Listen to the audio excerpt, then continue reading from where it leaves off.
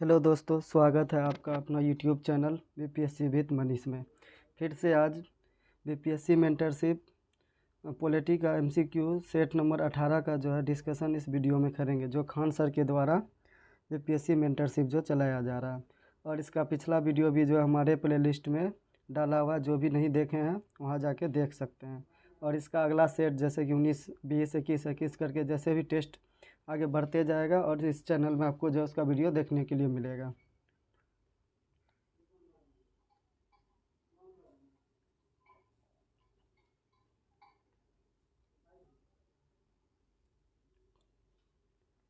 पहला क्वेश्चन है,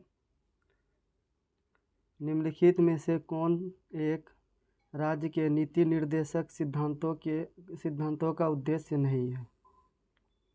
तो ऑप्शन ए में दिया हुआ है, एक कल्याणकारी राज्य की स्थापना करना। ऑप्शन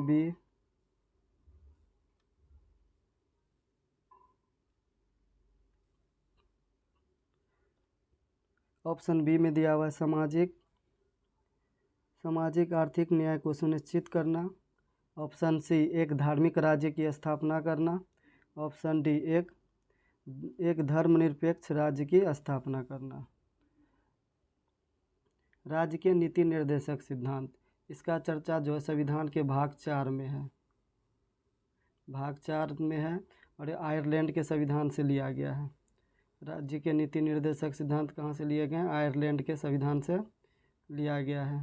ठीक, इसका चर्चा भाग 4 आर्टिकल 36 से 51 में इसका वर्णन मिलता है। ठीक, तो इसमें क्या पूछा गया है, कौन एक राज्य के नीति निर्देशक सिद्धांतों का उद्देश्य नहीं है।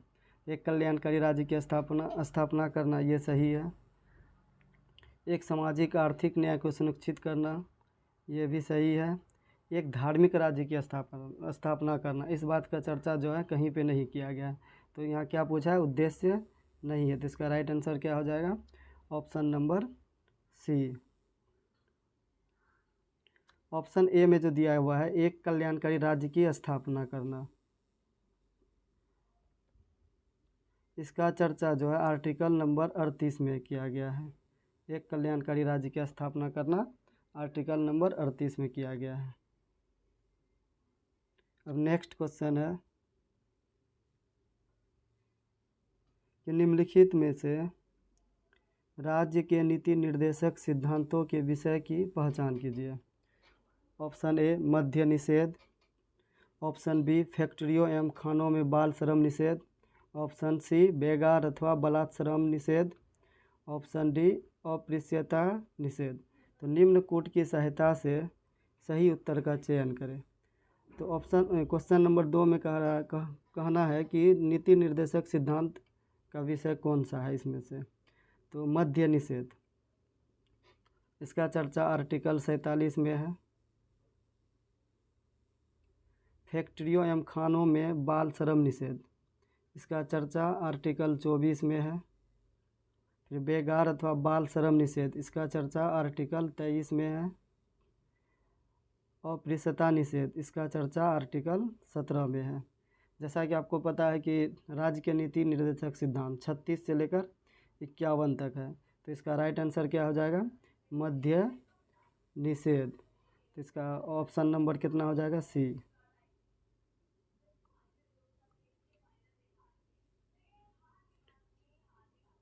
नेक्स्ट क्वेश्चन है,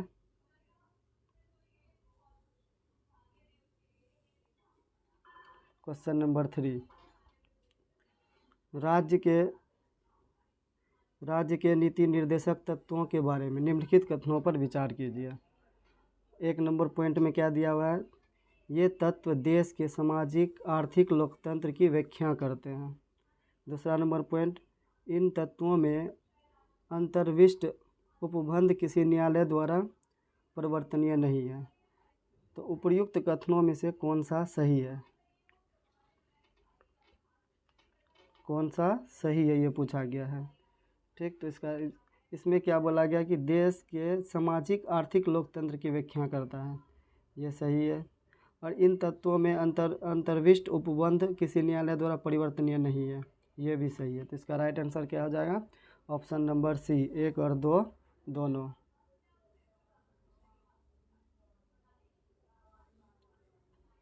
अब नेक्स्ट क्वेश्चन है, भारतीय संविधान का कौन सा अनुच्छेद भारत की विदेश नीति से संबंधित है? तो ऑप्शन ए क्या दिया हुआ है 380, ऑप्शन बी 312, ऑप्शन सी 360 और ऑप्शन डी अनुच्छेद 51। तो इसमें क्या पूछा गया है कि कौन सा अनुच्छेद भारत की विदेश नीति से संबंधित है? तो इसका राइट आंसर हो जाएगा ऑप्शन नंबर डी, जिसमें भारत की जो विदेश नीति का चर्चा किया गया है। और आर्टिकल नंबर 50 में जो है कार्यपालिका को न्यायपालिका से अलग किया गया है, न्यायपालिका से अलग का चर्चा है। ठीक, ऑप्शन नंबर 60 में जो है राष्ट्रपति का शपथ का चर्चा है, राष्ट्रपति का शपथ का चर्चा आर्टिकल नंबर 60 में है। आर्टिकल नंबर 312, इसमें अखिल भारतीय सेवाओं का सृजन का चर्चा किया गया है। ठीक, भारत में कितने अखिल भारतीय सेवाएं हैं? तो 3 है। कौन कौन है? तो IAS, IPS और IFS। IFS को जो है 1966 में अखिल भारतीय सेवा के रूप में शामिल किया गया है। अब नेक्स्ट क्वेश्चन है, निम्नलिखित कथनों पर विचार कीजिए। भारत के संविधान के संदर्भ में राज्य के नीति निर्देशक तत्व हैं। पहला पॉइंट है विधायिका के कृतियों पर निर्बंधन करते हैं। दूसरा पॉइंट है कार्यपालिका के कृतियों पर निर्बंधन करते हैं। तो उपर्युक्त कथनों में से कौन सा सही है? विधायिका की कृतियों पर निर्बंधन करते हैं, ये पॉइंट गलत है। दूसरा कार्यपालिकाओं की कृतियों पर निर्बंधन करते हैं, यह भी गलत है। तो इसका राइट आंसर क्या हो जाएगा? न तो 1 और न तो 2। अब नेक्स्ट क्वेश्चन है, राज्य के नीति निर्देशक तत्व सहज अध्ययन के लिए निम्न में से कौन से भागों में विभाजित किए जा सकते हैं? तो ऑप्शन ए क्या है? समाजवादी, ऑप्शन बी उदारवादी बौद्धिकतावादी, ऑप्शन सी गांधीवादी, ऑप्शन डी उपरोक्त सही। तो इसका राइट आंसर क्या हो जाएगा? उपरोक्त सही। इसमें जो है समाजवादी, उदार बौद्धिकतावादी और गांधीवादी तीनों का चर्चा किया गया है। अब गांधीवादी आर्टिकल कौन कौन आ जाता है? तो आर्टिकल नंबर 40, जिसमें ग्राम पंचायत, आर्टिकल 43 निर्वाह मजदूरी और कुटीर उद्योग,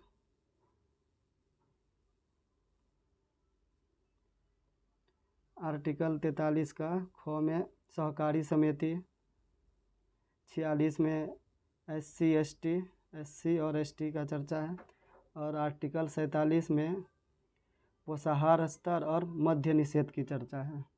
ठीक, अब नेक्स्ट क्वेश्चन है, निम्नलिखित में से कौन स्वर्ण सिंह समिति 1976 के सदस्य रहे हैं? तो ऑप्शन ए में क्या है? AR Antulay, option B SS Ray, option C Haridev Joshi, option D CM Stephen. तो सही उत्तर का चयन करें, नीचे कूट से कीजिए। तो ऑप्शन ए में क्या A B C और D, बी में A B C और सी में A B D, डी में B C D। तो इसका राइट आंसर हो जाएगा AR अंतुले, ये भी शामिल था, SS रे ये भी शामिल था, CM स्टीफन ये भी शामिल था। तो A B D, तो इसका ऑप्शन नंबर सी हो जाएगा राइट आंसर। ठीक, अब नेक्स्ट क्वेश्चन है,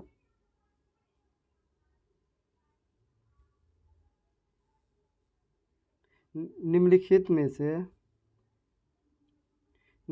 में से भारत के संविधान किसमें पर्यावरण संरक्षण एवं संवर्धन तथा वन एवं वन्य जीवों की रक्षा के प्रावधान पाए जाते हैं। ऑप्शन ए केवल राज्य के नीति निर्देशक तत्वों में, ऑप्शन बी केवल मूल कर्तव्यों में, ऑप्शन सी ए और बी दोनों में, ऑप्शन डी उपयुक्त में से कोई नहीं।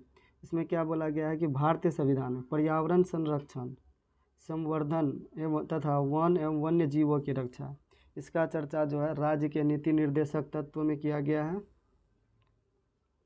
आर्टिकल नंबर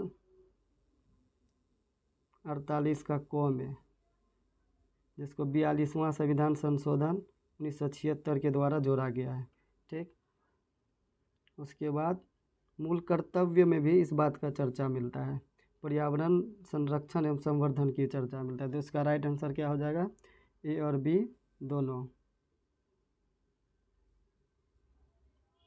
अब नेक्स्ट क्वेश्चन है 42वें संविधान संशोधन द्वारा अनुच्छेद के माध्यम से श्रमिकों की प्रबंधन में भागीदारी सुनिश्चित की गई है। तो ऑप्शन ए अनुच्छेद 38, ऑप्शन बी अनुच्छेद 39 का ए, ऑप्शन सी अनुच्छेद 45, ऑप्शन डी अनुच्छेद 43 का ए।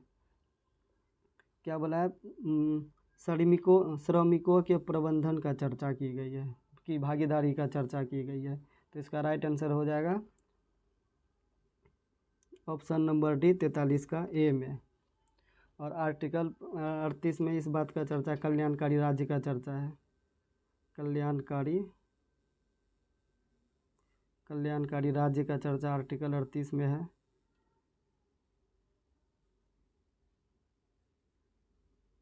उनचालीस का ए में। और आर्टिकल 45 में 6 वर्ष से कम आयु के बच्चों की देखभाल की चर्चा है। 86वां संविधान संशोधन 2002 के द्वारा जोड़ा गया है। ठीक, नेक्स्ट क्वेश्चन है कि निम्नलिखित में से कौन सा एक सही सुमेलित नहीं है। तो ऑप्शन ए में क्या दिया है, 39 का ए, जिसमें क्या बोला गया है कि सामान्य न्याय एवं निःशुल्क विधिक सहायता। अनुच्छेद 40 में क्या है, ग्राम पंचायतों के संगठन। ऑप्शन सी में क्या है, अनुच्छेद 44 में समान नागरिक संहिता। अनुच्छेद 48 में क्या है, न्यायपालिका का कार्यपालिका से पृथक्करण। तो इसका राइट आंसर हो जाएगा, इसमें कौन सही सुमेलित नहीं है ये पूछा है, सही सुमेलित नहीं है। तो 39 का ए में समान न्याय एवं निःशुल्क विधिक सहायता, ये सही है। अनुच्छेद 40 में ग्राम पंचायतों का संगठन, यह भी सही है। अनुच्छेद 44 में समान नागरिक संहिता, यह भी सही है। अनुच्छेद 48 में पर्यावरण संरक्षण एवं वन्य जीवों के संरक्षण की चर्चा किया गया है, ये गलत है। और इसमें कि न्यायपालिका का कार्यपालिका से पृथक्करण, इसका चर्चा आर्टिकल नंबर 50 में किया गया है। अब नेक्स्ट क्वेश्चन है, भारत में न्यायपालिका का कार्यपालिका से पृथक्करण किससे व्यादेशित है। तो ऑप्शन नंबर ए में क्या दिया, संविधान की उद्देशिका द्वारा, राज्य के नीति निर्देशक तत्व द्वारा, सी 7वीं अनुसूची द्वारा, डी परंपरागत व्यवहार द्वारा। न्यायपालिका का कार्यपालिका से पृथक्करण, इसका चर्चा जो आर्टिकल नंबर 50 में किया गया। कुछ देर पहले इस बात का भी चर्चा की है। तो ये आर्टिकल किसके अंतर्गत आ जाता है, तो राज्य के नीति निर्देशक तत्व के अंतर्गत आता है। अब नेक्स्ट क्वेश्चन है, भारत के संविधान के भाग में संविधान के भाग 4, यहाँ भाग 4 छुटा हुआ है।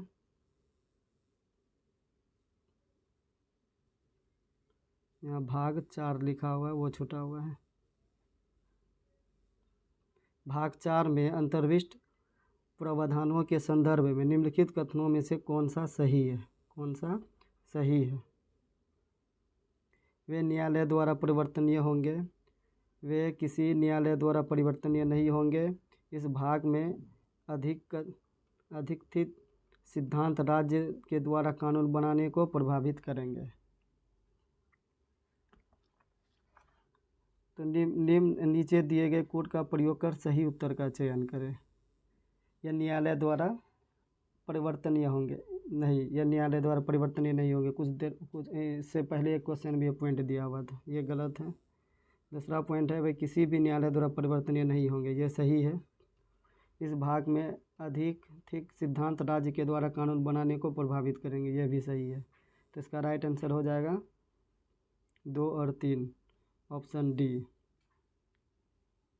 अब नेक्स्ट क्वेश्चन है, निम्नलिखित में से कौन सा या से मंत्रिमंडल सचिवालय का या के कार्य हैं। पॉइंट नंबर 1 में क्या दे, मंत्रिमंडल बैठकों के लिए कार्यसूची तैयार करना। दूसरा पॉइंट है मंत्रिमंडल समितियों के लिए सचिवालय सहायता।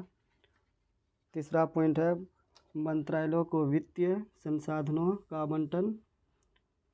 आवंटन। तो नीचे दिए गए कोड का प्रयोग कर सही उत्तर का चयन करें। तो इसका राइट आंसर हो जाएगा मंत्रिमंडल बैठकों के लिए कार्यसूची तैयार करना, ये सही है। दूसरा है मंत्रिमंडल समितियों के लिए सचिवालयी सहायता, यह भी सही है। तो इसका राइट आंसर हो जाएगा केवल 1 और 2, ऑप्शन नंबर सी। अब नेक्स्ट क्वेश्चन है, निम्नलिखित कथनों पर विचार कीजिए। राष्ट्रपति भारत सरकार का कार्य अधिक सुविधापूर्वक किए जाने के लिए और मंत्रियों में उक्त कार्य के आवंटन के लिए नियम बनाएगा। ठीक। अब दूसरा पॉइंट है भारत सरकार की समस्त कार्यपालक कार्रवाइयाँ प्रधानमंत्री के नाम से की हुई कही जाएगी। उपर्युक्त कथनों में से कौन सा सही है। इसमें क्या पहला पॉइंट क्या है, राष्ट्रपति भारत सरकार का कार्य अधिक सुविधापूर्वक किए जाने और मंत्रियों में उक्त कार्य के आवंटन के लिए नियम बनाएगा, ये सही है। दूसरा भारत सरकार की समस्त कार्यपालक कार्रवाइयाँ जो है राष्ट्रपति के नाम पर किया जाता है, दूसरा क्या है, गलत है। इसमें कौन सा सही हो जाएगा, केवल 1। अब नेक्स्ट क्वेश्चन है, भारतीय संविधान के अनुच्छेद 78 में प्रावधान है दायित्वों का, मतलब भारतीय संविधान के आर्टिकल 78 में किसके दायित्वों का प्रावधान किया गया है। ऑप्शन ए लोकसभा अध्यक्ष, ऑप्शन बी राज्यसभा के सभापति, ऑप्शन सी भारत के नियंत्रक या महालेखा परीक्षक, ऑप्शन डी प्रधानमंत्री। आर्टिकल 75 में प्रधानमंत्री के दायित्वों और कर्तव्यों का प्रावधान किया गया है। ठीक।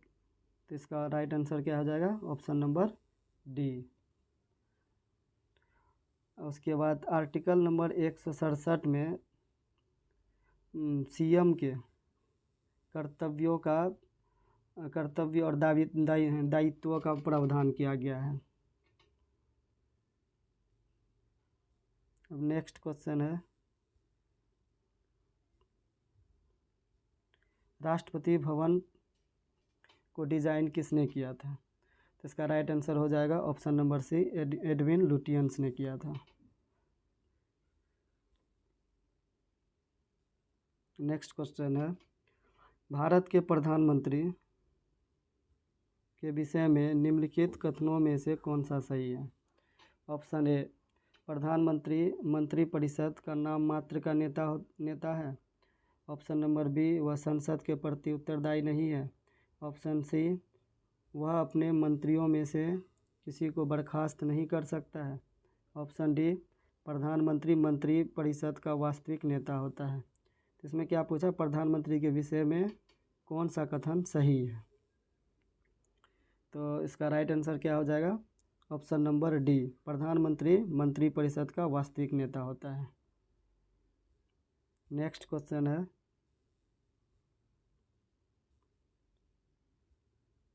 भारत सरकार की प्रथमता सारणी में भारत के मुख्य न्यायाधीश के ऊपर कौन से आते हैं। वरीयता क्रम के श्रेणी से ये क्वेश्चन आया हुआ है कि मुख्य न्यायाधीश के ऊपर कौन आएगा। तो पहला नंबर में कौन आ जाता है? तो प्रेसिडेंट आ जाता है पहला नंबर पे। दूसरा नंबर पर वाइस प्रेसिडेंट, दूसरा नंबर। तीसरा नंबर पे कौन आ जाते हैं? पीएम। चौथा नंबर पे कौन आ जाते हैं? तो राज्यपाल, राज्यपाल। पाँचवा नंबर पे कौन आ जाते हैं? पाँचवा नंबर पे भूतपूर्व राष्ट्रपति, भूतपूर्व राष्ट्रपति।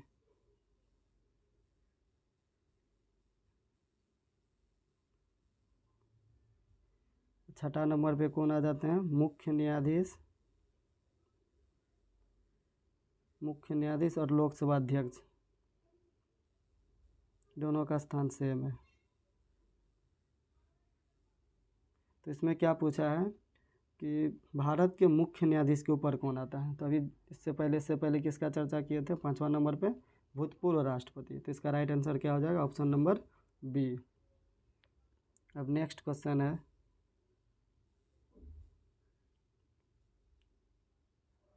भारत सरकार में सबसे ऊंचे पद का सिविलियन अधिकारी कौन होता है? ऑप्शन ए गृह सचिव, ऑप्शन बी मंत्रिमंडल सचिव, ऑप्शन सी रक्षा सचिव, ऑप्शन डी दिल्ली का उपराज्यपाल। तो इसका राइट आंसर हो जाएगा ऑप्शन नंबर बी, मंत्रिमंडल सचिव। अब नेक्स्ट क्वेश्चन है,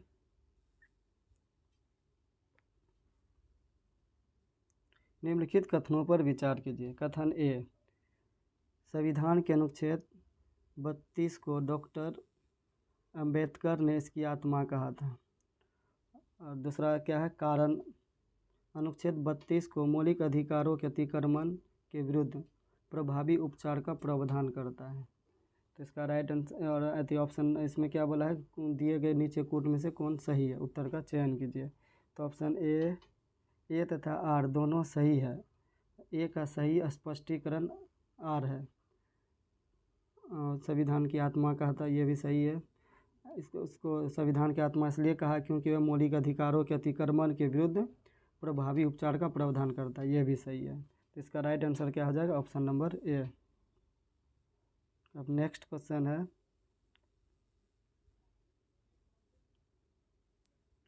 निम्नलिखित में से क्या सत्य नहीं है? पहला ऑप्शन ए में क्या है? राष्ट्रपति या राज्यपाल को शासकीय कार्यों के लिए विधिक कार्रवाई से उन्मुक्ति है।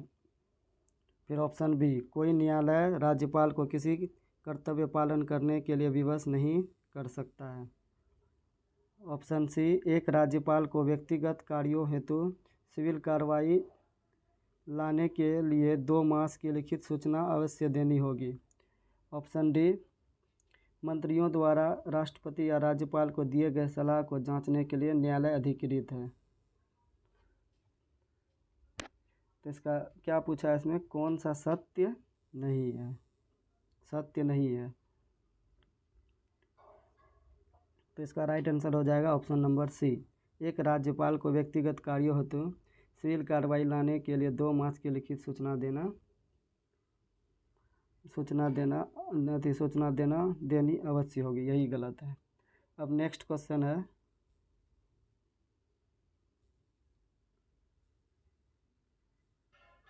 किसी राज्य में राष्ट्रपति शासन की उद्घोषणा के निम्नलिखित में कौन से परिणामों का होना आवश्यक नहीं है? मतलब किसी भी राज्य में अगर राष्ट्रपति शासन का घोषणा किया जाता है तो निम्नलिखित कारणों में से कौन सा कारण नहीं होना चाहिए, मतलब आवश्यक नहीं है। तो पॉइंट नंबर 1 में क्या है? राज्य विधानसभा का विघटन। दूसरा पॉइंट, राज्य के मंत्री परिषद का हटाया जाना।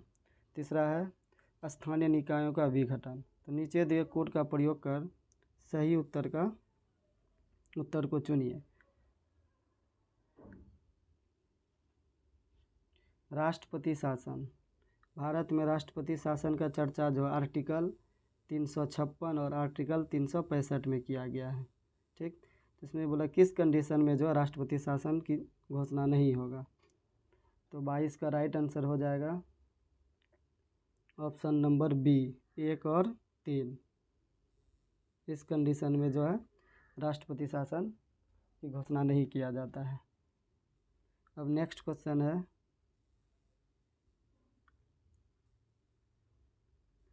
भारतीय संविधान के 70वें संशोधन द्वारा भारत के राष्ट्रपति के चुनाव में जिन 2 केंद्र शासित प्रदेशों को भाग लेने का अधिकार दिया गया वे हैं। ऑप्शन ए दिल्ली तथा चंडीगढ़, ऑप्शन बी दिल्ली तथा पुदुचेरी, ऑप्शन सी दिल्ली तथा दमन एवं दीव, ऑप्शन डी चंडीगढ़ एवं पुदुचेरी।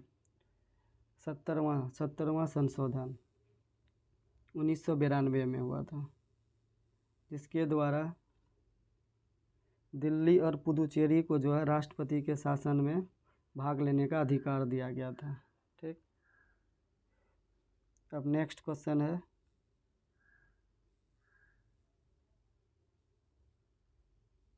भारत के नियंत्रक एवं महालेखा परीक्षक को उसके पद से हटाए जाने की प्रक्रिया निम्नलिखित में से किसके समान है। मतलब भारत के नियंत्रक, जिसको केग बोलते हैं,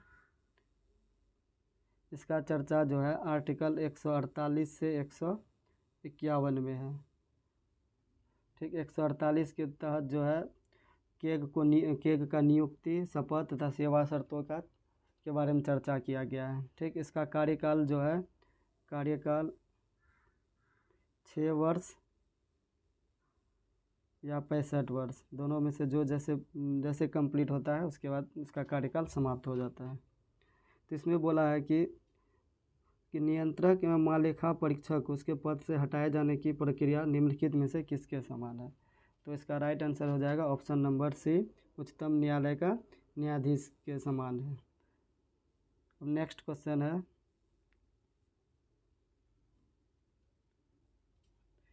स्वतंत्र भारत में प्रथम बार संसदीय सचिव का पद किस वर्ष सृजित किया गया था।